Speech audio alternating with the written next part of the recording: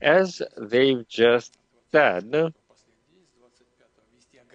starting the 25th, they want to restrict Russian gas purchases, and then in 2027 they want to further restrict gas supplies from Russia. Now there are new markets that are opening up. Maybe it would make sense for us to stop our supply to the European markets right now, to turn to the markets that are emerging and to consolidate our standing on these markets. This is not about politics, but if in a month or in 2 months they'll stop buying our gas, maybe we should preemptively turn to other markets in order to consolidate our standing there. This is not a solution.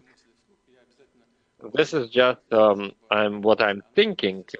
It's not a done deal. I will instruct the government to work with our companies on this matter.